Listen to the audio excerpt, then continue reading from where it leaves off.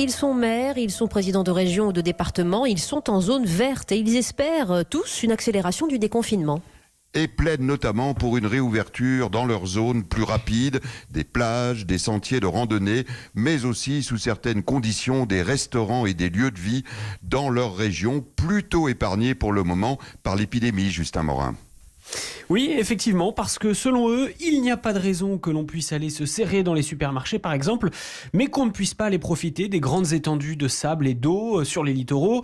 Une soixantaine de parlementaires issus de toutes les zones vertes, Normandie, Bretagne, Nouvelle-Aquitaine ou Occitanie, ont écrit au Premier ministre pour l'appeler à assouplir les règles du déconfinement. Bertrand Sort, député de la Manche, est signataire. Nous sommes dans un secteur qui est vert. On a tout à fait la possibilité de concilier la prise en compte de ce risque sanitaire et le retour à l'eau pour pratiquer du kite, pour pratiquer du surf, ce qu'on a l'habitude de pratiquer. Et je pense même qu'on peut retourner en bateau en mer. La reprise des activités nautiques, donc, des ports de plaisance aussi, mais pourquoi pas aller encore plus loin, laisser aux maires la responsabilité du déconfinement au cas par cas, même pour les cafés et les restaurants. Patrick Vignal, député La République En Marche de l'Hérault, signataire de la lettre envoyée au Premier ministre, s'interroge. Dans des zones comme l'Occitanie, où il n'y a que 3% de cas, je pense qu'effectivement, il faut aller plus loin.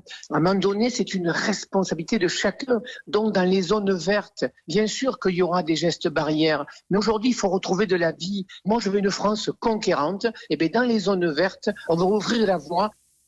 Alors ces élus le savent, Édouard Philippe est pour l'instant très opposé à cette idée, mais il compte bien le faire changer d'avis d'ici le 7 mai, date à laquelle le Premier ministre doit confirmer le plan de déconfinement.